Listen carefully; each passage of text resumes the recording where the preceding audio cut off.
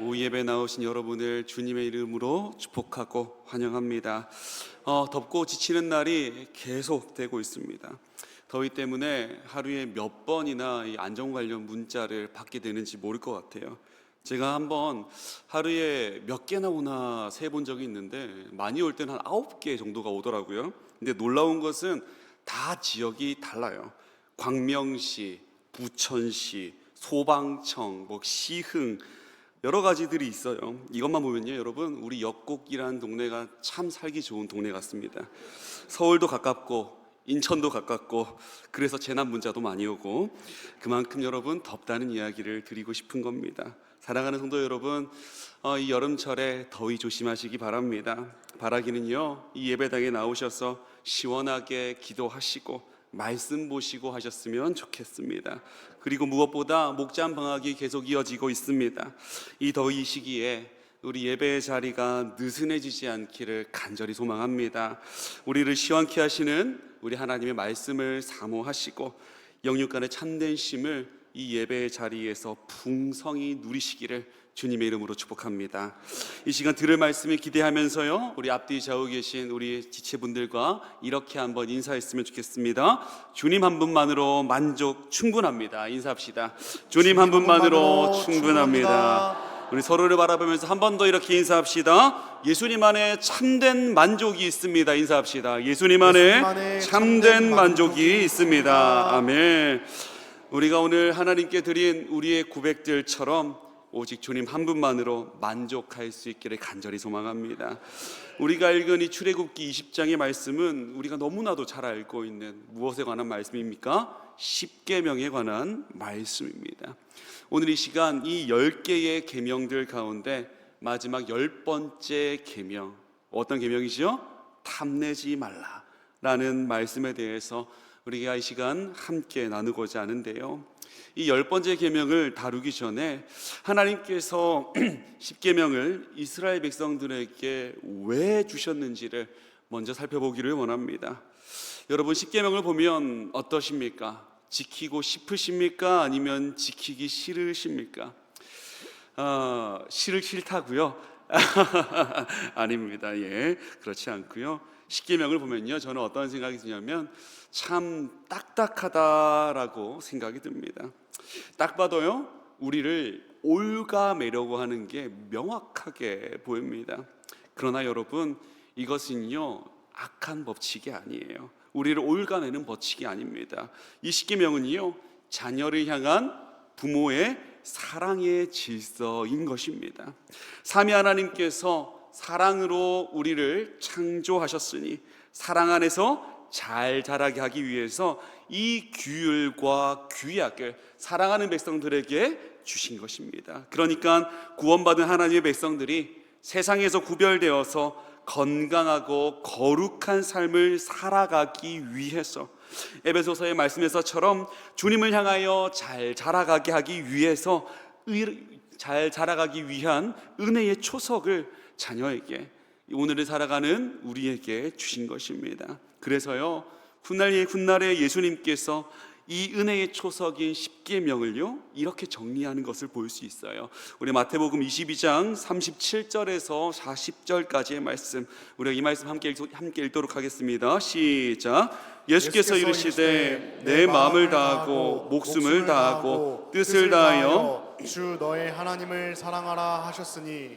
이것이 크고 첫째 되는 계명이요 둘째도 그와 같으니 내 이웃을 내 자신과 같이 사랑하라 하셨으니 이 두 계명이 온 율법과 선지자의 강령이니라. 아멘. 말씀에서처럼 십계명은요 하나님 사랑과 이웃 사랑, 이 두 기둥으로 이루어져 있습니다. 하나님 사랑에 대한 부분이요 1계명부터 4계명까지인데요, 우리가 어떻게 하나님을 사랑해야 하는지를, 그리고 어떻게 하나님을 사랑할 수 있는지를 우리에게 가르쳐주고 있어요. 우리가 기억을 한번 더듬어 봤으면 좋겠습니다. 1계명 무엇입니까? 나 외에 다른 신을 두지 말라. 2계명 무엇입니까? 우상을 만들지도 말고 절하지도 말라. 3계명 무엇입니까? 하나님의 이름을 망령되게 부르지 말라. 사계명 무엇입니까? 안식일을 거룩히 지키라. 여러분, 이 계명들은요, 하나님을 향한 인간의, 사람의 사랑의 질서입니다. 그리고 이어지는 5계명부터요, 오늘 본문이 포함된 10계명까지는요, 이 땅에서 이웃을 어떻게 사랑해야 하는지를, 사람을 향한 사랑의 질서를 말씀하시는데요. 여러분, 5계명 무엇인지 기억나십니까? 5계명 무엇입니까? 부모를 공경하라. 6계명 무엇입니까? 살인하지 말라죠. 7계명 간음하지 말라. 8계명 도둑질하지 말라. 9계명 거짓 증거하지 말라. 자, 여기까지입니다. 여러분, 1, 2계명에서요 9계명까지를 딱 보면 우리는 한 가지 공통점을 찾을 수 있을 것 같아요. 무엇이냐면요, 이 계명들은 바로 겉으로 드러나는 행동들, 그러니까 외적인 행위들을 금지하고 제어하고 있다라는 것을 우리는 깨달을 수 있습니다. 그런데 여러분, 그러한 결이 쭉 이어지고 있는데 마지막 10번째 계명은요, 10번째 계명은 그 결이 완전히 달라 보입니다. 여러분, 10번째 계명 무엇이었습니까? 내 이웃의 집을 탐내지 말라. 내 이웃의 소유를 탐내지 말라 말씀합니다. 여러분, 이 말씀은요, 눈에 보이는 행동이나 사건을 제어하는 법칙이 결코 아닌 것처럼 보입니다. 드러나는 계명이 아니라, 드러나는 것에 대한 계명이 아니라 우리 내면 깊은 곳에 자리하고 있는 마음의 동기와 마음의 뿌리에 대한 그러한 말씀인 거예요. 그래서 여러분, 이 말씀은요 10계명에서도 그렇고요, 당시 여러 가지 법들이 있었을 겁니다. 고대 근동에는 그 여러 가지 법들에서도 그렇고 굉장히 특별한 말씀이 됩니다. 특별한 계명이 됩니다. 우리가 한번 세상의 법을 한번 생각해 봤으면 좋겠습니다. 여러분, 세상의 법은요, 살인을 하거나 도둑질을 하거나 실제로 거짓 증거하는 그런 외적인 행위들이 드러나야만 죄를 묻거나 처벌을 받을 수 있습니다. 처벌을 할 수 있는 거예요. 마음속으로 남의 것이 얼마나 부러워하고 탐내든지 그것들이 겉으로 드러나지만 않으면 세상의 법은 그것을 결코 죄라고 부르지 않습니다. 그러나 우리 하나님께서 제정하신 이 은혜의 초석이 되는 이 10계명의 법은 어떠합니까? 마음과 생각에 집중하고 있어요. 마음과 생각에 집중합니다. 세상의 법은 결코 들여다볼 수 없는 우리 내면의 은밀한 뿌리들을 사람이 아니라 우리 하나님께서 감찰하신다라는 거예요. 그렇다면 우리가 한번 이어서 생각해 보기를 원합니다. 왜 하나님께서는 이 마음의 뿌리, 탐하지 말라라는 이 계명을 우리에게 주셨을까요? 여러분, 그 이유는요, 겉으로 드러나는 모든 끔찍한 죄의 시작이 바로 이 마음의 탐심에서부터 시작되기 때문입니다. 다윗 왕을 한번 생각해 보시기 바랍니다.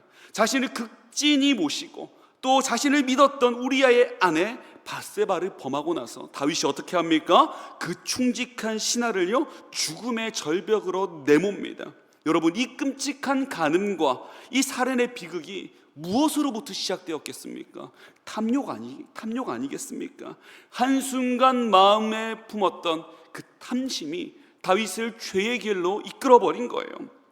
오늘 아침에 나누었던 우리 담임 목사님께서 말씀해 주셨던 가인과 아벨의 이야기를 또 생각해 볼 수 있을 것 같습니다. 가인이 아벨을 쳐 죽인 이유가 무엇이겠습니까? 그 속에 탐욕과 탐심이 있었기 때문에 그렇지 않았겠습니까? 탐심이 싹이 나고 또 잎이 나서 악행이라는 추악한 꽃을 피우게 된 것입니다. 야고보서 1장 14절에서 15절의 말씀에는요 바로 이 사실을 정확하게 말씀하고 있어요. 오직 각 사람이 시험 받는 것은 자기 욕심에 끌려 미혹됨이니 욕심이 잉태한 즉 죄를 낳고 죄가 장승한 즉 무엇을 낳습니까? 사망을 낳느니라. 그래서 여러분, 우리 믿는 자들은요 주님의 은혜 안에서, 말씀 안에서, 주님께서 우리에게 허락해 주신 그 사랑의 관계 안에서 이 탐심을 잘 다루어야 합니다. 여러분, 만약에 이 탐심, 탐욕, 이 욕심들을 우리가 다루지 못하면 어떻게 됩니까? 모든 것이 무너지게 됩니다. 죄의 문제에서 늘 지게 될 수밖에 없습니다. 그리고 여러분, 이 계명, 마지막 10번째 계명, 이것이 무너지면요 나머지 9번째 계명, 첫 번째부터 9번째 계명까지 이 모든 계명들은요, 허울밖에 없는 무의미한 것이 되어버리고 맙니다. 그래서 여러분, 많은 학자들이요, 이 마음의 동기를 겨냥한 이 마지막 이 10번째 계명을 무엇라고 말하냐면 영적인 북엔드와도 같다라고 이렇게 표현합니다. 사진을 한번 보여주시겠습니까? 여러분, 북엔드가 저렇게 생겼어요. 사진에서 볼 수 있듯이 책이 쓰러지지 않게 지탱해 주는 역할을 하는 아주 마지막 도구인 거예요. 저 북엔드가 튼튼하게 서 있으니까요, 나머지 것들도 안정되고 온전히 자기 자리에 있을 수 있는 거예요. 그런데 여러분, 반대로 한번 생각해 보기 원합니다. 저 북엔드가 바르게 서 있지 않고 삐뚤하게 서 있거나 넘어져 있으면 여러분 어떻게 되겠습니까? 모든 것들이 무너지게 됩니다. 모든 계명들이 한순간에 흔들리고 무너져 버리게 될 것입니다. 사랑하는 성도 여러분, 이 시간 함께 답을 찾아 나갔으면 좋겠어요. 우리가 저 영적인 북엔드를 잘 세우기 위해서 가만히 내버려 두면 늘 세상의 것을 탐내기 쉬운 우리 연약한 이 마음을 어떻게 다스릴 수 있을까요? 또 어떻게 해야 이 헛된 탐심의 올무에서 벗어나서 하나님께서 허락하시는 참된 자유와 만족을 누릴 수 있는지, 말씀 가운데 우리 안에 숨겨진 탐심의 실체가 무엇을 향하고 있는지를 한번 점검해 보고요, 무엇보다 이 말씀 가운데 오직 예수 그리스도 안에서 참된 만족과 자족을 누리시는 저와 여러분 되시기를 주님의 이름으로 축복합니다. 첫 번째로, 헛된 탐심의 올무에서 벗어나기 위해서 우리가 가장 먼저 깨달아야 하는 것은요, 탐심은 부패한 마음에서 시작하여서 세상의 물질, 여기서 세상의 물질이란 바로 돈을 의미합니다. 세상의 물질을 향한다라는 사실이에요. 우리 하나님께서는 사무엘상 16장의 말씀에서처럼 사람의 외모를 보지 아니하십니다. 사람이 무엇을 보십니까? 마음의 중심을 보시는 분이십니다. 세상은 외모를 보지만 우리 하나님께서는 그 외모 따위는 상관없습니다. 그 안에 있는, 내면에 있는 그 마음의 생각과 중심을 보시는 거예요. 그런데 여러분, 놀라운 것은 무엇이냐면 이 마음의 중심을 보시는 하나님께서 사람의 마음을 평가하시는데 그 평가가 좋지 않다라는 겁니다. 예레미야 17장 9절의 말씀입니다. 만물보다 거짓되고 심히 부패한 것은 마음이니라. 누가 능히 이를 알리오마는. 만물보다 거짓되고 심히 부패한 것이 우리의 마음이다, 나의 마음이다 라고 하나님께서는 평가하십니다. 여러분, 한번 생각해 보시기 바랍니다. 여러분, 우리는 보통요, 다른 사람들과 함께 있을 때에 그 사람들과 함께 내 마음에 대해서 이야기를 할 때, 그러니까 내 생각들을 이야기하는 거예요. 그 상황에 따라서요, 아주 다양한 가면을 쓰는 것을 우리는 발견하게 됩니다. 가정에서도 그렇고요, 회사에서도 그렇고요. 여러분, 특별히 이 교회 안에서는요, 눈만 이렇게 가리는 가면을 쓰는 것이 아니라 완전히 마스크를 써버리는 경우가 참 많은 것 같습니다. 여러분, 그렇지 않습니까? 내 마음 깊은 곳에 자리 잡은 이기적인 욕심이나 질투, 추악한 죄성 같은 것들을 굳이 꺼내어 말하지 않습니다. 여러분, 여기에서요, 말하지 않는 것이 잘못되었다, 그것이 문제다라고 그것을 말씀드리는 것이 아닙니다. 여러분, 문제는 무엇입니까? 이 행위들이요, 지속적으로 우리 안에서 반복되어 나타날 때 문제가 나타난다라는 겁니다. 이 가면을 쓰는 행위들이 반복되다 보면요, 은연중에 우리 마음 가운데에 그런 생각이 올라올 때가 있어요. 저도 늘 느끼는 마음입니다. 내 마음은 그래도 선해. 내가 이 정도 해주니까 나는 잘하고 있는 거야. 나는 착한 사람이야. 나는 남에게 피해를 주지 않는 꽤 괜찮은 사람이다 라고 하는 이러한 선민의식이 스물스물 올라올 때가 있습니다. 처음에는 여러분, 이것들이 올라오는지도 모릅니다. 그런데 어느새 보니까 자아도취에 빠져 있는 것을 목격하게 됩니다. 일종의 나르시시즘이에요. 하지만 성경은요, 우리의 마음에 대해서 분명하게 이야기합니다. 사람의 마음은 아담 이후로 심하게 부패가 되어서 가만히 내버려 두면, 하나님 없이 살아가다 보면 죄를 향하여서 기울어질 수밖에 없음을 단호하게 말씀합니다.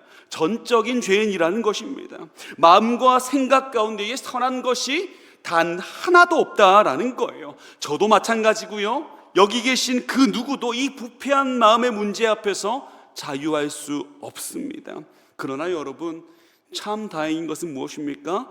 우리 하나님께서는요, 이렇게 연약하고 죄 가운데에서 쓰러질 수밖에 없는 우리의 마음을 너무나도 잘 알고 계신다라는 거예요. 그래서요, 주님께서는 오늘 본문 17절의 말씀을 통해서 우리가 탐내지 말아야 할 대상들을 아주 구체적으로 열거하시면서 말씀하고 계시는 거예요. 우리 본문의 말씀인데요, 우리 한번 함께 읽었으면 좋겠습니다. 시작. 내 이웃의 집을 탐내지 말라. 내 이웃의 아내나 그의 남종이나 그의 여종이나 그의 소나 그의 낙이나 물은 내 이웃의 소유를 탐내지 말라. 집, 남종, 여종, 소, 나귀. 그런데 여러분, 조금 특이한 게 하나 있습니다. 무엇입니까? 바로 이웃의 아내입니다. 이웃의 아내라고 하니까 간음을 이야기하는 것 같지만요, 여러분, 잠깐 자매님들은 귀를 닫았으면 좋겠어요. 이것은요, 이 아내는 그 당시에 재산이었다고 해요. 물질이었다고 합니다. 물질을 의미하는 거예요. 왜 그러냐면 이 십계명이 내려졌던 당시 문화 속에서 무자는 가사 노동력 취급을 받았습니다. 그러니까 여러분, 이것을 한번 쭉 나열해 보시고 그리고 종합해 보면 어떤 결론에 도달할 수 있냐면요, 이 10번째 계명에서 나열하신 그것들의 핵심은 바로 한 사람이 가지고 있는 소유, 즉 물질을 바라보고 있는 탐욕들을 멈추라라는 뜻이 들어있는 거예요. 쉽게 말해서 여러분, 돈을 향한 탐욕을 멈추라는 거예요. 이 돈에 대해서 성경은 우리에게 참 많은 이야기를 해주고 있습니다.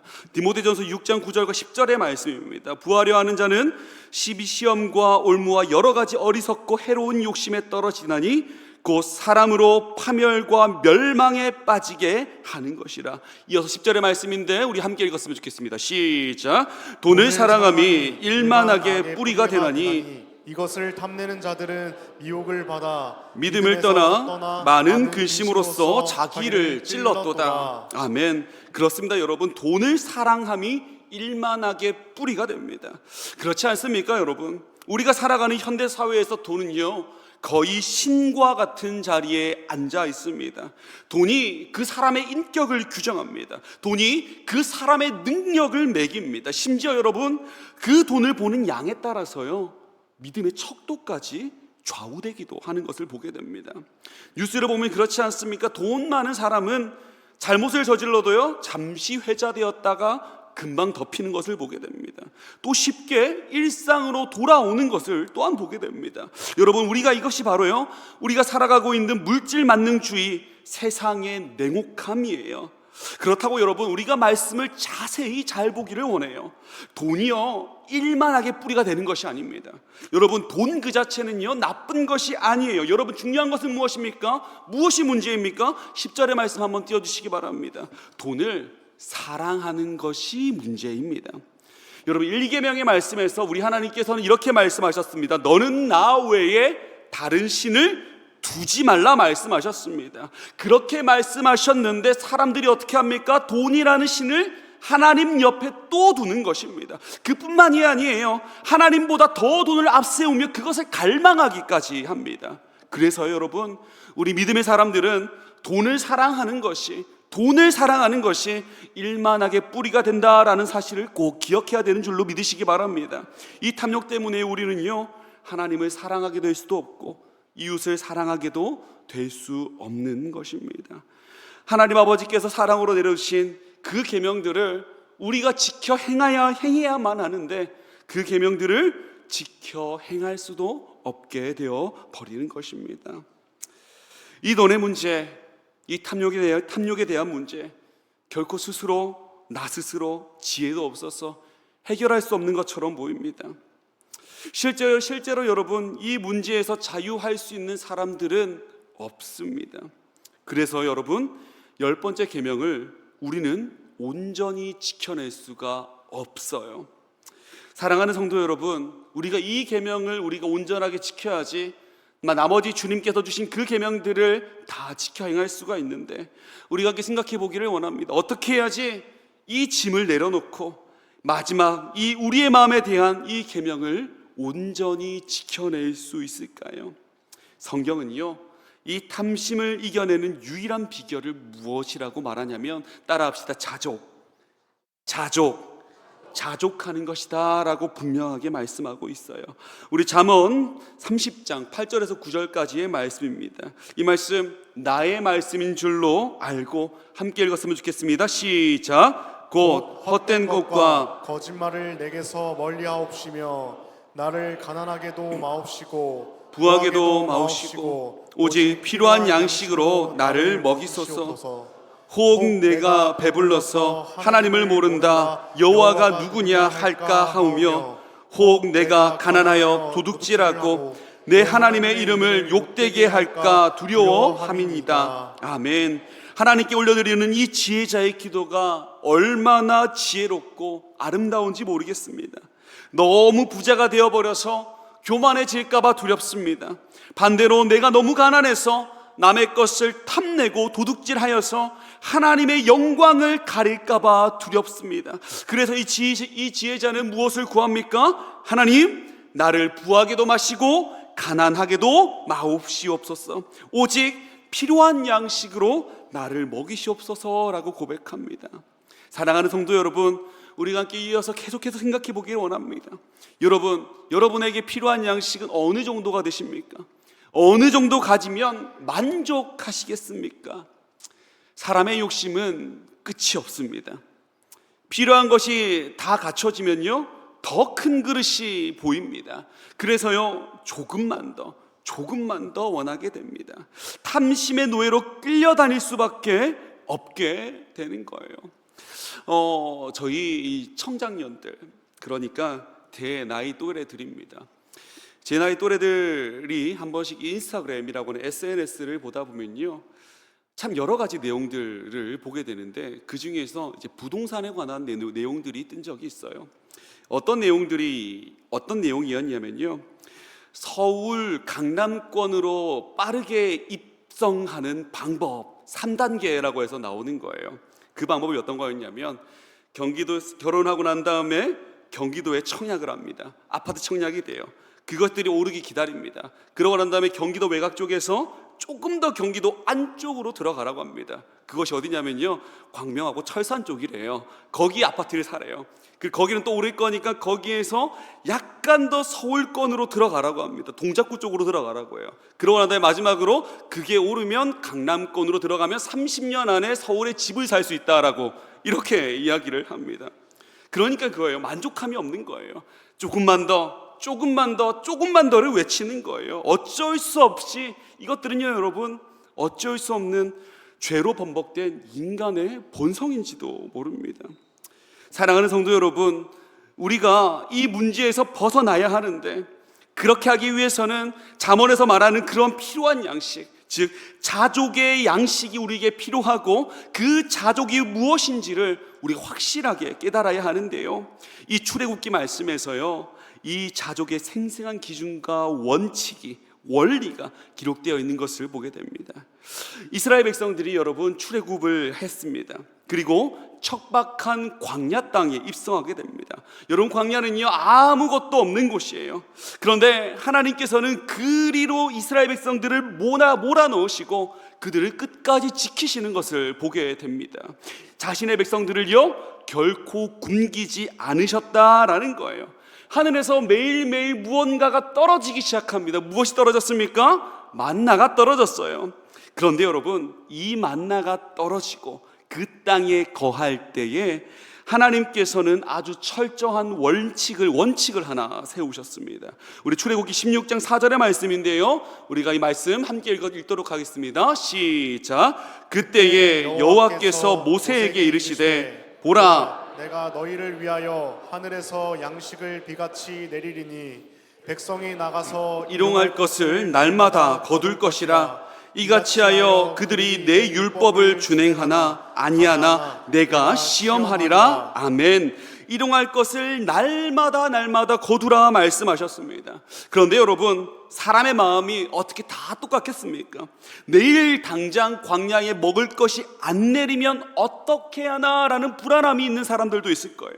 또 옆집보다 조금 더 많이 모아두고 싶은 탐심이 생기기도 했을 것입니다. 그래서 사람들은요, 이틀치, 사흘치를 잔뜩 주워다가 몰래 감추어 두기도 했을 것입니다. 여러분, 그 결과가 어떻게 되었습니까? 다음날 아침에 뚜껑을 딱 열어보니 벌레가 생기고 악취가 새어나서 다 썩어버렸습니다. 도저히 먹을 수가 없게 된 것입니다. 사랑하는 성도 여러분, 하나님께서는요, 백성들에게 왜 이런 수고를 하게 하셨을까요? 백성들을 골탕 먹이려고 그랬을까요? 여러분, 그것이 아니라 이 수고스러움 동안 백성들을 사랑하셔서 철저하게 믿음의 훈련을 시키신 것입니다. 생명은 창고에 썩어질 것들을 쌓아두는 것에 있는 것이 아니라 오늘 양식을 주신 하나님 아버지께서 오늘도 내일도 모레도 신실하게 끝까지 책임지신다라는 믿음의 훈련이었던 것입니다. 그러므로 사랑하는 승연의 성도 여러분, 참된 자족은 무엇입니까? 내 곳간, 나의 창고가 두둑해서 생기는 나의 안심 같은 것이 아닙니다. 오늘 나에게 일용할 양식을 주신 그 하나님의 신실하심을 온전히 신뢰하면서 내일의 염려를 우리 주님께 맡겨드리는 것, 그리고 내일 또한 주님께서 만나와 같은 단비를 내려주시고 우리를 살아가게 할 것이라는 믿음으로 주님을 의지하는 것, 그것이 성경이 말하는 참된 자족임을 믿으시는 저와 여러분 되시기를 주님의 이름으로 축복합니다. 이 자리에 모인 우리 모두는요, 말씀을 의지하여서 물질에 대한 탐심을 내려놓고 매일매일 신실하게 우리의 삶을 채우시는 하나님 안에서 참된 자족을 누리시는 저와 여러분 되시기를 주님의 이름으로 축복합니다. 그래서 여러분, 우리가 참 잘 아는 찬양이 있습니다. 송명희 시인 아시지 않습니까? 뇌성마비로 태어나서 평생을 휠체어에 의지했던 분이신데요, 그 찬양의 가사 속에서 이렇게 고백하고 있습니다. 나 가진 재물 없으나, 나 남이 가진 지식 없으나, 나 남에게 있는 건강 있지 않으나, 나 남이 없는 것 있습니다.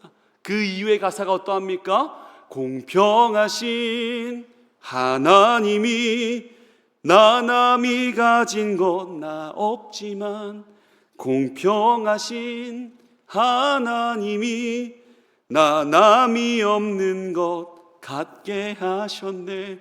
사랑하는 성도 여러분, 오직 예수 그리스도 한 분만이 우리의 영원한 목마름을 채워주시는 참된 만나이신 줄 믿으시기 바랍니다. 내일을 염려하지 않고 오늘 나에게 주신 생명의 떡 예수 그리스도를 가슴에 품기를 소망합니다. 무엇보다 나에게 허락하신 지금 이 자리에서 참된 감사와 만족을 누리는 예배자로 서셔서 이번 한 주간도 승리하시는 우리 모두가 될 수 있기를 주님의 이름으로 축복합니다. 이 시간 함께 찬양하면서 기도하기 원하는데요, 우리 앞서 불렀던 찬양 나 가진 재물 없으나 찬양하시고